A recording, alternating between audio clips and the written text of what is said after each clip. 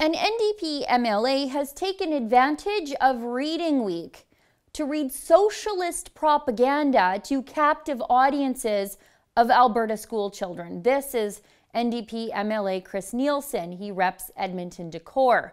You might remember him from the time he voted against Alberta's economic interests in the legislature. He voted against Motion 505. That was a motion to support Canadian pipelines as a way to stop buying oil from oppressive regimes. He had to be whipped into a yes vote. He claims it was just a joke when he voted no. Now, I'm not so sure I believe him, and at the very least, he doesn't seem to take his cushy job representing Albertans very seriously at all. Anyway, now that I've refreshed your memory about who exactly we're dealing with here, let me tell you what he's done now. Chris Nielsen used a week meant to encourage childhood literacy to brainwash other people's kids with socialist fairy tales. Nielsen toured Alberta schools reading to kids of all ages, 7 schools in 2 days. Great, right? No. The problem is he was reading the Mouseland. That book was written by former CCF and NDP leader Tommy Douglas. If you haven't heard of Mouseland, then, well, count yourself lucky. But there is no way this is just an innocent, non-political child's book. Don't believe me? Let's hear Tommy Douglas's grandson, Kiefer Sutherland, explain. Here. It's a story of a place called Mouseland, and it's as important today as it was many years ago. It's not just a piece of history. It's really one of the best explanations you'll ever hear about why Canadians like you and me support the New Democrats. Mouseland is based on a speech that Tommy Douglas gave, which in turn is based on a story told by Clarence Gillis, another socialist, but he was from Cape Breton. Mouseland is a how-to manual for prairie socialism. In the book, the mice voted in the black cats, which represented the Conservative Party. And then they found out how hard life was under the black cat government.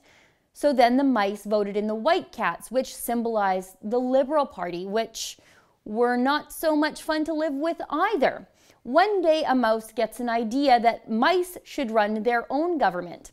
Just listen to this excerpt from Mouseland as recited by Tommy Douglas himself. Here. You see, my friends, the trouble wasn't with the color of the cat. The trouble was that they were cats.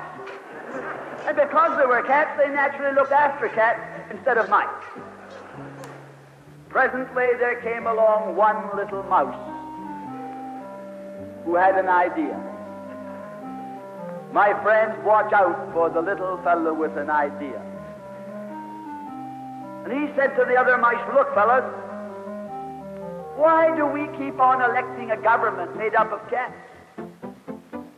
Why don't we elect a government made up of mice? See, this book isn't just talking about the wishful, happy-go-lucky policies of the NDP. This book is about teaching kids that other political parties are self-serving and bad and that they won't care about you. And only the NDP can save us from those mean and corrupt other parties. The book is for children, sure. Mouseland is a short book. You can read it in under 6 minutes, making it the ideal brainwashing tool for kids. The book is shorter than even the average adult's attention span these days. But Mouseland is also for people who can't handle the truth found in the pages of Orwell's Animal Farm. I actually emailed Nielsen's office looking for comment. I asked if he thought it was appropriate to be reading political propaganda written by Tommy Douglas to other people's children during Reading Week.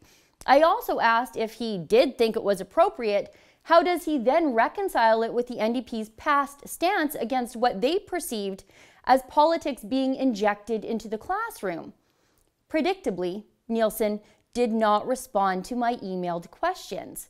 This is just so brazen. The NDP aren't even trying to hide the fact that they think they're entitled to indoctrinate your kids with their socialist policies.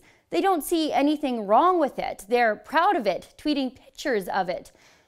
They're proud of it now that they're the ones doing it. I've been around long enough to remember when the NDP didn't want oil companies involved in the curriculum in Alberta, even though that involvement meant that kids would have skills that would earn them gainful employment, because the NDP felt that that involvement would be politicizing schooling and education.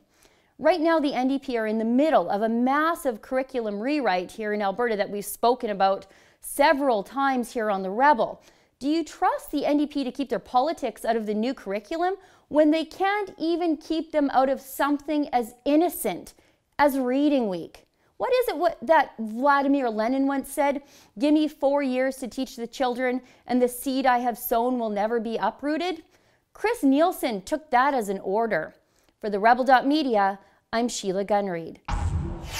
While the rest of the mainstream media rushes to protect Rachel Notley, we bring you the other side of the story. If you believe in our journalistic mission, go to theycan'tstopus.com.